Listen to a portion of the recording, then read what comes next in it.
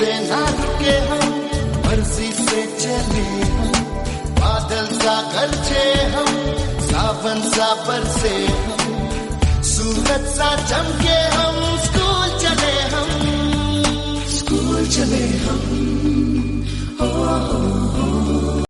Good morning students, welcome in NSK of IT classes.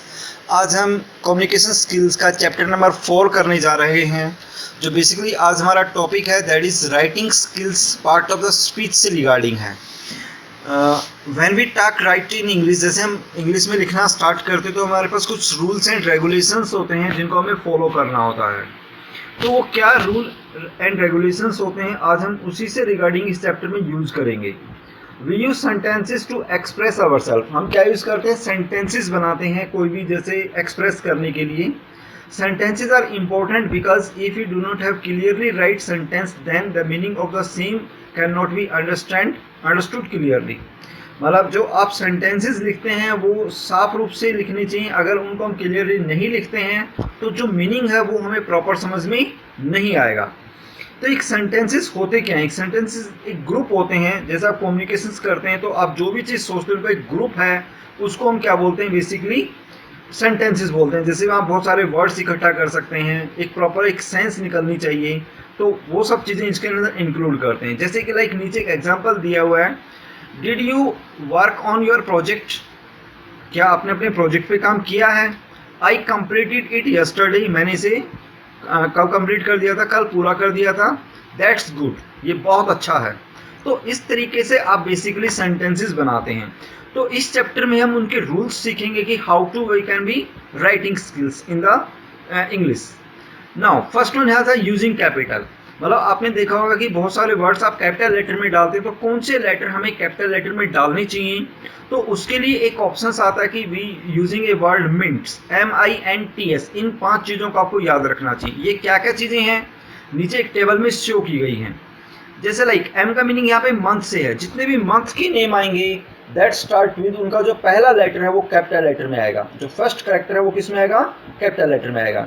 Then जो भी जो letter, कोई भी एक सिंगल अगर कैरेक्टर आपके पास यूज होता है, जैसे ए आ गया, बीच में आई आ गया, आई खास करके आई जब भी यूज करते हैं तो वो किस में आएगा, बेसिकली कैपिटल लेटर में आएगा। देन आफ्टर आता है नेम्स। जितने भी नेम आप यूज करते हैं, चाहे वो सिटी नेम है, कंट्री नेम है, या खुद का नाम आप यूज करते हैं, that all assign in the capital letter. Next one आता है टाइटल। टाइटल मीन्स जैसे डॉक्टर है, मिस्टर है, मिसिज है, ये जितने भी वर्ड्स होते हैं, टाइटल वर्ड्स होते हैं, इनका पहला कैरेक्टर भी किस में आएगा, कैपिटल लेटर में लिखा जाता है। नेक्स्ट वन आता है एस, कि जितने भी सेंटेंसेस स्टार्ट होते हैं, मीन्स आफ्टर डॉट, जैसे डॉट यूज किया, डॉट का मतलब एक सेंटेंस कंप्लीट हो गया, उसके बाद जैसे नया सेंटेंस स्टार्ट होगा तो उसका जो पहला कैरेक्टर है वो भी किस में आएगा, कैपिटल लेटर में यूज होगा। तो that is the basic structure कि आप किस तरीके से उसको कैपिटल लेटर में कन्वर्ट करेंगे। आगे समझ में, तो इस तरीके से आपको ये चीज़ें यूज करनी है, जिसमें हमें एक फॉर्मूला दिया था mints, MINTS, months, letter, name, title और starting the first letter of the sentence. Now अब हम नेक्स्ट पॉइंट पे आते हैं, पंक्चुएशंस। पंक्चुएशंस क्या होती हैं, जैसे जिसमें आप कहाँ पे आप फुल स्टॉप लगाएंगे, कोमा लगाएंगे, कहाँ पे एक मतलब इस टाइप से जो वर्ड्स यूज करते हैं, कोमा, इन्वर्टेड कोमा, तो ये all that is called punctuations. Now अब पंक्चुएशन कैसे यूज करते हैं, जैसे कौन कौन सी पंक्चुएशन है। जैसे फर्स्ट वन है फुल स्टॉप।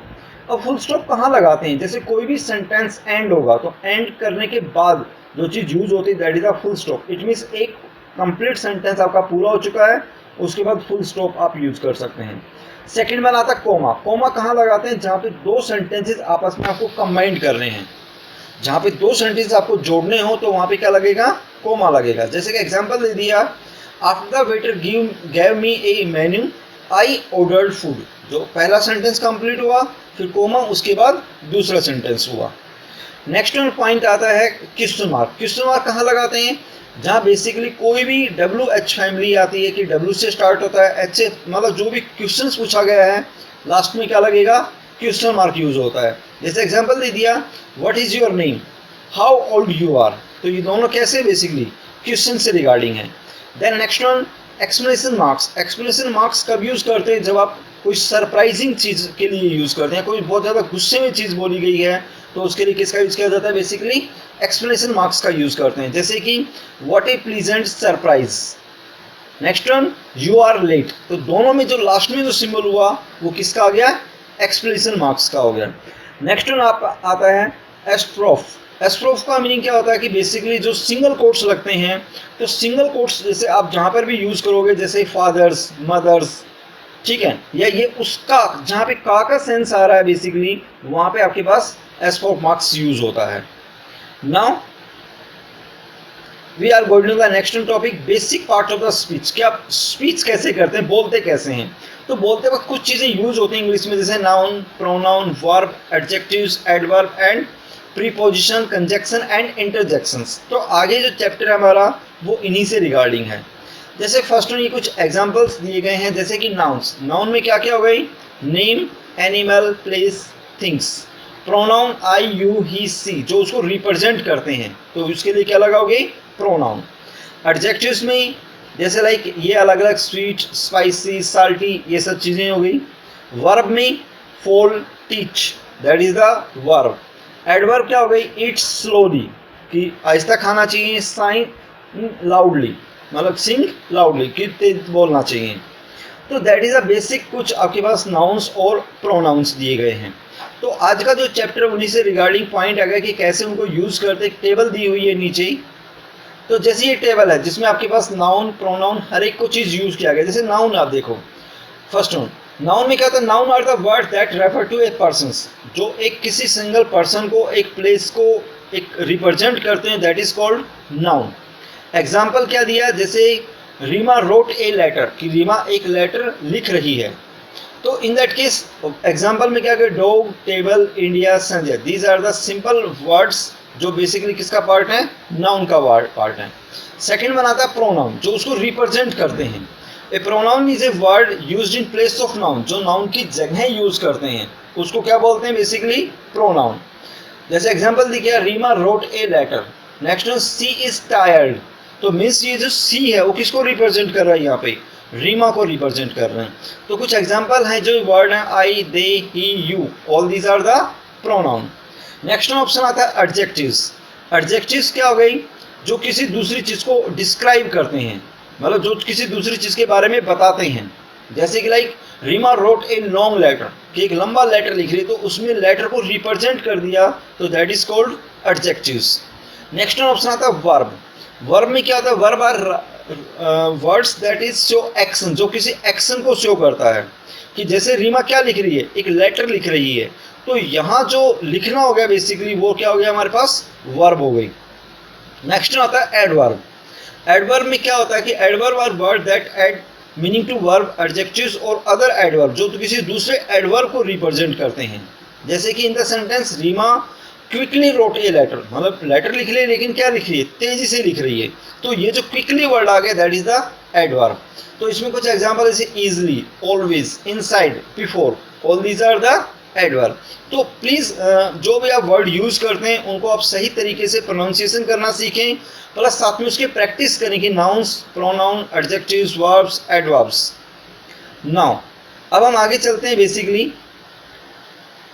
तो next one, supporting part of the speech type में है कुछ articles, conjunctions, preposition and interjections. Now अब हम इनसे रिगार्डिंग यूज करेंगे। What is the articles. जैसे आर्टिकल्स में आपके पास तीन वर्ड्स आते हैं, ए, एन और द। ए का कहाँ यूज करते हैं, जैसे कोई भी जो नेक्स्ट सेंटेंस है वो वॉवल्स से एंड होता है तो एन का यूज होता है। जैसे an is used before words with a vowel, a, e, i, o, u. A कहाँ यूज करेंगे, जितने भी जैसे वॉवल्स को छोड़ के जितने वर्ड्स आते हैं, जितने भी कॉन्सोनेंट्स हैं उनके आगे क्या लगता है, आ साउंड लगता है। एंड द यूज एक स्पेसिफिक चीज़ को, अगर आप एक पर्टिकुलर वर्ड्स को डिस्क्राइब कर रहे हैं तो वहाँ पे क्या लगेगा, द का यूज होता है। जैसे the car stopped suddenly because a cat run in front of it, तो यहाँ पे द कार मतलब एक स्पेसिफिक चीज़ को आप यूज कर रहे हैं। A book, an apple, apple जो है वो ए से स्टार्ट हुआ तो वो क्या हो गया, एक वॉवल हो गया। एन अम्ब्रेला, द सन, तो these are the some words.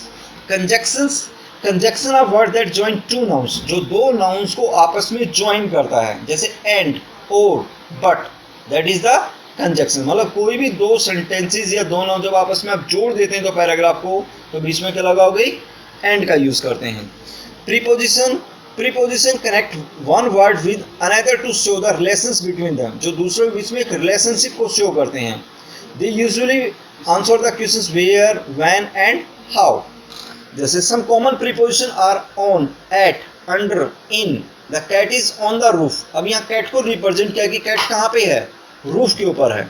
तो these are the some examples जो किसके अंदर यूज होते हैं, प्रीपोजिशन के अंदर यूज होते हैं। नेक्स्ट आता है interjections. Interjections means these word express strong emotions, जो स्ट्रॉन्ग इमोशंस को शो करते हैं, हैप्पीनेस को शो करते हैं, सरप्राइज को शो करते हैं, एंगर या पेन को शो करते हैं। तो दैट इसमें क्या लगाओगे आप, इंटरजेक्शन का यूज करोगे। जैसे वाओ, ओ, ओ नो, थैंक्स, हेल्प। तो दीज आर सम वर्ड जो किसमें यूज होते हैं, बेसिकली इंटरजेक्शन में यूज होते हैं। तो these are our next one chapter number 4। तो okay students, now you can be doing your practice, और इसका आपको साथ साथ में बोलने की भी प्रैक्टिस करनी है, लिखने की भी प्रैक्टिस करनी है। तो ये हमारा चैप्टर नंबर कितना हो गया था, 4।